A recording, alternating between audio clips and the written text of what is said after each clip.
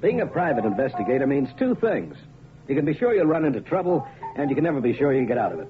Well, there's not much you can do about it, I guess. Except, like Julie always says... Walk softly, Peter Troy.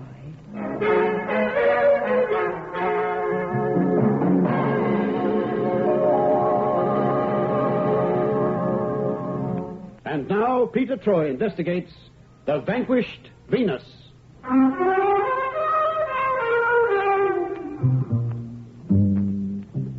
Julie has everything, I guess. Figure like a Follies girl, eyes that can make you dream of faraway places. The most luscious lips you ever saw. And she can take dictation at 120 words a minute. She also has a set of rules specifically designed to keep erring private eyes on the straight and narrow. You'll meet her again because she guards the outer office of my sanctum with all the devotion of a tigress at bay. But for the moment, I want you to think of another girl.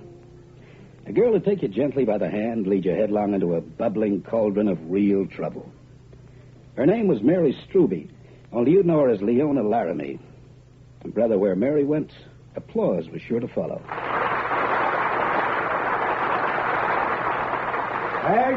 Thank you. And very soon, ladies and gentlemen, the judges will decide the name of the lucky lady who will be crowned Miss London Town of 1962. Now, please stand by, and in a moment, the judges will announce the winner. That's a foregone conclusion, Corrigan. Leona Laramie will win this contest hands down. None of the other girls come anywhere near her for looks and poise. The judges don't even have to swap ballot tickets. Leona's got it in the bag. And if Amalgamated Studios will let her, she'll go on and win the Miss Universe contest next year. Leona's got everything. What a girl. You can say that again. Just decision, Mr. Corrigan. Thanks. Well, What do you think? Leona Laramie, eh? Come out, Miss Leona Laramie. Well, where is she? Miss Leona Laramie. Mr. Corrigan, sir. Yes, what is it? What's going on back there? There's been some trouble. What sort of trouble? Something happened to Miss Laramie? Yes, she's dead, sir. What? She's dead, sir. Someone's killed her.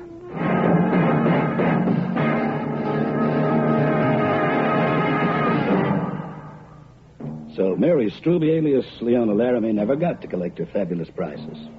They found her backstage, lying in a dark corner. Someone had shot her straight through the heart. Now, I could hold in on this case, not by any client, but by Inspector Morris Caswell of New Scotland Yard. And he didn't come to me for advice, either. He came to shoot questions. And why? I'll tell you. In Leona Laramie's cute little gold-embossed address book, he found my name and my telephone number. Just a plain, straightforward answer, Troy. That's all I want. Pete, you don't have to say a thing till we get a lawyer. Well, thanks for your complete confidence in my innocence, honey bun. Now, come on, Troy. What was your name doing in her address book? Well, you're not going to believe me if I say I don't know, are you, Inspector? No, I thought not. Come on now, Troy. I never met the lady in question. I can either believe that or he can hold me off with a hoosecow right this instant. Oh. Inspector, Leona Laramie really wasn't Pete's type. You ever see the girl, Julie? Well, no. And Troy wears trousers, doesn't he? Yeah, she was his type. And you have that address book on you? I am. May I? Yeah, I left a marker at the spot. Oh, no. That is your name and your phone number, isn't it? No, come on now, Troy. Look, I'm sorry. I never met the girl. Don't be coy. Look, I never All even... right. All right. Am I a suspect? You could be. And for the time being, let me just say... I know. Don't go Just taking any trips out of town. Goodbye, Inspector. Bye, Troy. Oh, Pete, I never met the girl. I believe you. Well, thanks. But your name was in her address book. How did it get there? Well, that's something I'm going to find out, honey. Oh, now, Pete, why don't you just let the inspector Now, take this do down all before I forget it, huh? All right. You ready? Mm-hmm. Elaine Delorme, Grosvenor 8838. Mm-hmm. Gustav, Chelsea, 6653. Gilda Jason, Mayfair, 2937. Have you got him? Uh-huh. I memorized those names and phone numbers before he grabbed the book back. And they could give us some sort of a lead. You can forget Gustav in Chelsea. Hmm? He's a hairdresser. Very good one, too. When my errant boss has the money to pay me my wages, I go there for a hairdo. Oh, good. Mm-hmm. Please, why go to all the trouble of following up the others? I've got an unpleasant feeling Look, that... Honeybun, Caswell thinks the late Leona Laramie was one of my girlfriends, right? Mm-hmm. Well, I know that isn't so, unfortunately. So? So, obviously, she took my name down for business reasons. I think Leona wanted to hire herself a private investigator. Of course. And if she wanted the services of a private investigator... She could have been in some sort of trouble, which, in turn, could give us some sort of a motive for a murder. Brilliant. I think so, too. So, what's the next step? Well, we ring up our good friend at the Metropolitan Telephone Exchange, and we get him to find out the addresses of Helene Delorme of Grosvenor 8838, Gilda Jason of Mayfair. What was it? 2937? Yeah. And I go visiting.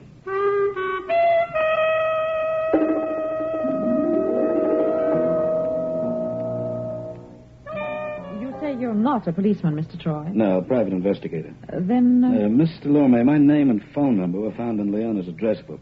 Now, obviously, she wanted to hire me for some reason. If I could just find out what... Will I say something funny? Oh, no, but I think there must be some mistake. Why should Leona want the services of a detective? She had no real worries or troubles. Are you certain of this? But, of course, I was her closest friend. No worries or troubles, huh? Definitely not. And why did she end up with a bullet in her heart, Mr. Delorme? I don't know. Oh, I think it was a case of mistaken identity, Mr. Troy. I think the killer was after someone else, and poor Leona... Well, it is a tragedy. Yes, it certainly is. You got her address? Yes, 57 Carlisle Mews, Chelsea. Oh, she lived there alone? Yes, but you will not find the name Leonie Laramie on her postbox. Her real name was Mary Struby. Struby? Yes, she thought Leona Laramie sounded more exotic, you understand? Yeah, that figures. Listen, could you give me a list of her immediate friends? Certainly. Beside you is my telephone number index. You'll find a list of names and numbers in it, Mr. Troy. They're my friends, and they were also Leona's friends. Copy them if you wish. Oh, thank you. Oh, it's quite a list. I have quite a number of friends and acquaintances, Mr. Troy. Are you looking for any particular number in there? Oh, yes, as a matter of fact, I am Jason. Gilda Jason. She lives in Mayfair. Jason? Yes. No, I'm afraid I can't help you. I don't know any Gilda Jason. Well, Mr. Lomé, if you'd like to help... Of course. You could copy out those names and numbers in your book and put them in an envelope and send them to my office. Certainly. Oh, thanks a lot. I'm sorry to have bothered you. Oh, you didn't want to ask me any more questions? No, but if I think of anything... Please call round. Well, thanks again, and goodbye for the... Peter Troy, huh? Nice.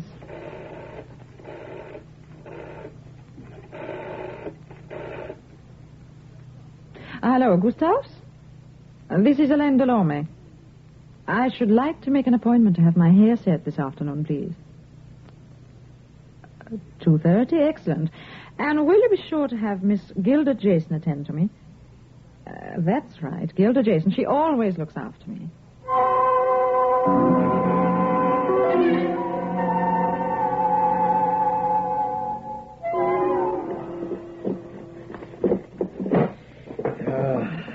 No good, Bartlett. It's not here. Corrigan, it must be. It has to be.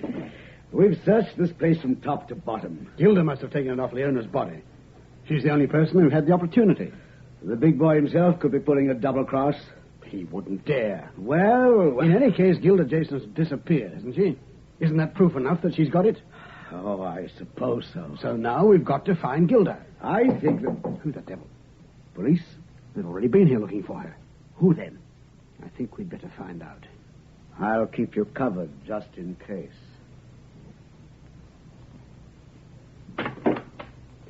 Yes? I'm looking for Miss Gilda Jason. Is she at home, please? Gilda Jason? Yes. I'm afraid you must have made some sort of mistake. Well, no, I checked with the janitor downstairs. Well, I'm afraid I can't help you. You see, I've just moved into this Do me a apartment. favor, will you, please? A favor? Yes, tell your friend with a gun I can see his reflection in the hall mirror. What? Now, if you don't mind, I'll come in. Let go of me. All right. Now, just as soon as you tell your playmate to drop his gun. Otherwise, I'm liable to pull the trigger on this one. Corrigan, All right, all right. Well, now that's better. Well, the place is in quite a mess, isn't it? Spring cleaning, or you just plain looking for something? Who are you? Troy, Peter Troy, Troy Investigations. A snooper. Sticks and stones. What do you want? Miss Gilda Jason. As you can see, she's not here. That's right. Now it's my turn to ask questions. What are you fellas looking for in here? Oh, come now. You're not being very cooperative. You friends of Miss Jason's? Troy, why don't you get out while you're still in one piece? Because I hate puzzles and because I'm looking for a killer. Troy, it's your turn to drop the gun now. Why? Because there's someone at that window behind you. Oh, come off it. It's one of the oldest gags in the book. No one's going to be sucked. Well, you can't say I didn't warn him. Corrigan, you'd better go over to the window and let Gustav in.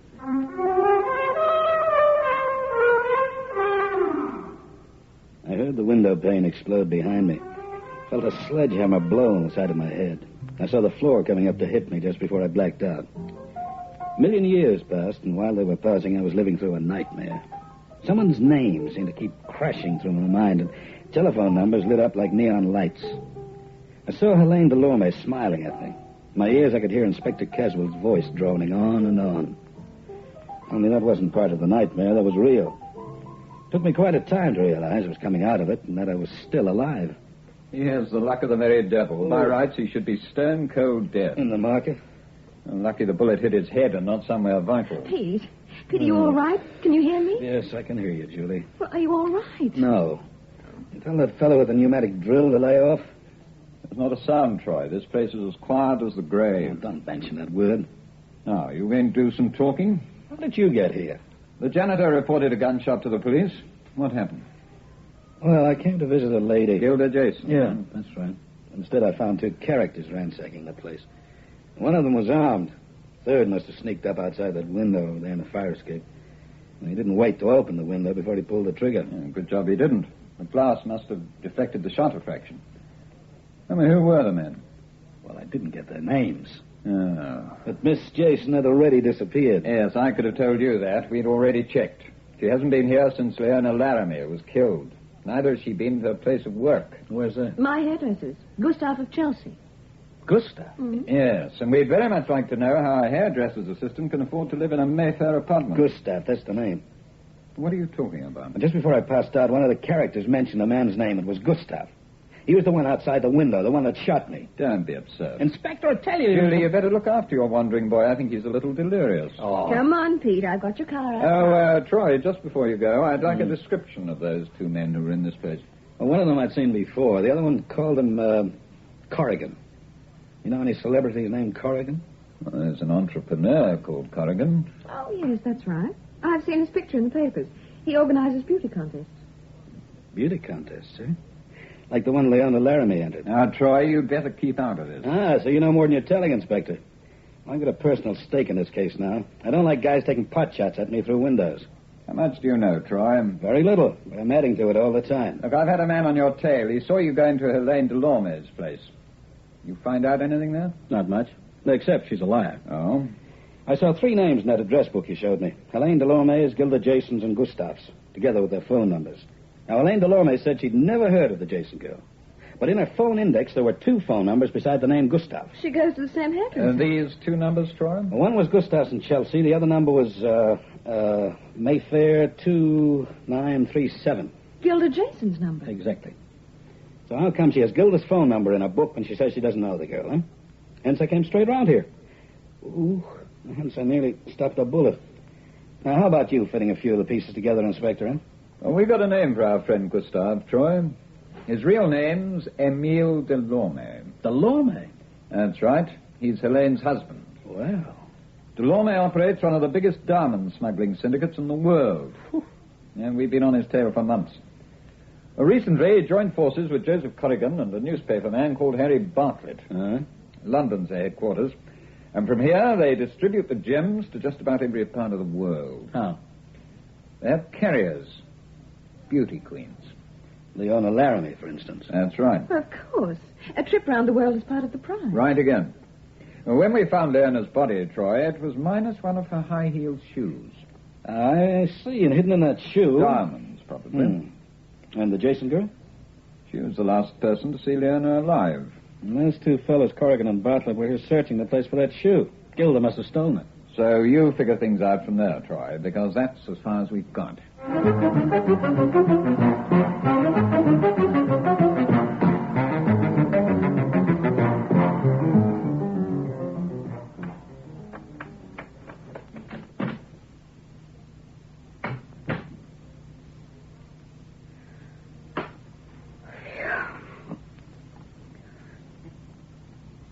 Good evening, Gilda. Gustav, I've been waiting a long time for you. how did you know I was here? You're far too obvious, my dear. Corrigan and Bartlett searched your apartment and found nothing. I, on the other hand, did not bother to look for poor Leona's shoe. I knew it wouldn't be there. Instead, I hunted for some clue as to your whereabouts. I found it in the waste paper basket. Gustav, please. A discarded copy of the classified section of the London Daily Tribune. In the flats to let column, I found some addresses ticked off. I just checked on them. Here, they told me that a young lady answering to your description had rented this place just 2 days ago. Gustav, if you want the diamonds... Oh, yes, I want them, Gilda. But I also want some sort of an explanation. It was Leona's idea. She was getting scared. I knew that. That's why she had to die. You killed her? Oh, yes. The sound of the tumultuous applause from her admiring audience muffled the sound of the shot. I find that ironic. She said she was getting out. She asked me to come with her. Taking the diamonds hidden in her shoe? We had to have money. It's not the diamonds I worry about, Gilda. It's the fact that you double-crossed me. I knew about Leona, but you were a deep shock to me. Look, I've worked for you for years, Gustav. You and your wife. And all that time Which makes it all the more hurtful, my dear. I trusted you. Now I must really set you up as an example to the others who work for me. What are you going to do? Now, what do you think? No, oh, please. You had such a good job, Gilda. Personal hairdresser to the various beauty queens who went abroad. All you had to do was to keep your eye on them. So easy. You merely had to make sure they handed over the stones to our various contacts abroad. But you became greedy. No, I just want to get out But of the... no one ever gets out of this business, Gilda. Not alive, anyway.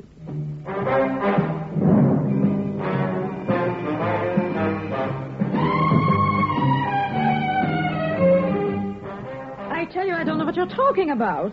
Gustav is merely my hairdresser. And he left here only 15 minutes ago, Mr. Delorme. No. My secretary was watching the place. She saw him come in here. She was mistaken. He's her hairdresser, too. She recognized him. Gustav of Chelsea, Emile Delorme diamond smuggler, the one and the same person. Now, you better do some talking, because unless I'm very much mistaken, the police are going to pay you another visit very soon. The police? That's right. Mr. Troy. What was your husband doing here? What did he want? Nothing. You could be held as an accessory to murder. Oh, no. For your information, the police dug a bullet out of some woodwork in Gilda Jason's flat. A bullet fired at me by your husband. Now, that matches the one taken from Leona Laramie's body. Can you understand what that means? Yes. Good. But I had nothing to do with her death. In this country, as an accessory, you get the same punishment as the killer. Now, I'm getting impatient. He said he'd found Gilda Jason. Where is she? 34 Cochrane Street, St. John's Wood. All right. Oh, one last thing. How come my address got in Leona's notebook? She worked for my husband. Oh, I know that. She was frightened. She wanted to leave us, but she knew Emile Gustave never allowed anyone to leave his employment. Obviously, she wanted to hire a private investigator as a bodyguard. My husband found your name in her notebook, and that made him think she was ready to run away. So it was my name in Leona's notebook that was her death warrant. But what happens to me? You've got to give me some protection. Lady, in my book, you're just one grade higher than your killer husband. The only thing you didn't do was pull the trigger. Tell your story to the police. Oh, no. Wait. If Emile finds out that he'd kill me, just as he killed her.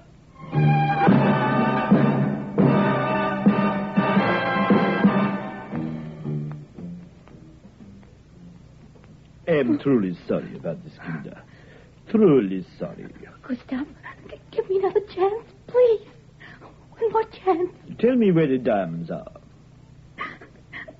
Gustav, if I tell you, will you... Oh, I'll find the diamonds anyway. You have no imagination. They are in this room somewhere.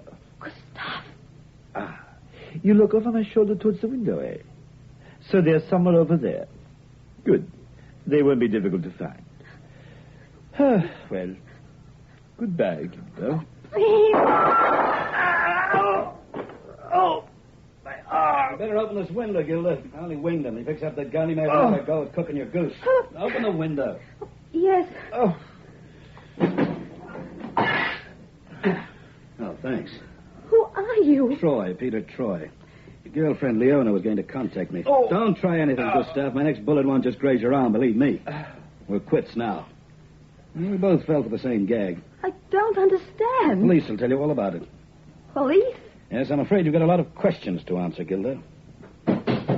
Offhand, I'd say that was them now. Go let them in. Miss Jason, where are the police? Troy. I thought you wouldn't be too far behind, Inspector. Lane give you the tip, too? Well, herewith Gustav of Chelsea or Emile Delorme, whichever you please. Slightly the worse for wear. You have nothing on me. Oh, tell him, Inspector. Is he all right? I heard a gunshot. Pete! All right, Constable, let her through. She's Mr. Troy's secretary. Pete, I heard the gunshot from the street below and I I'm was... okay, honey bun.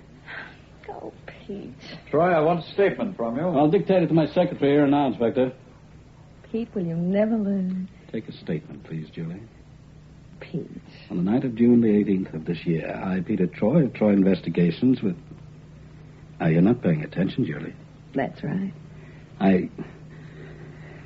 Oh, gosh. Walk softly, Peter Troy.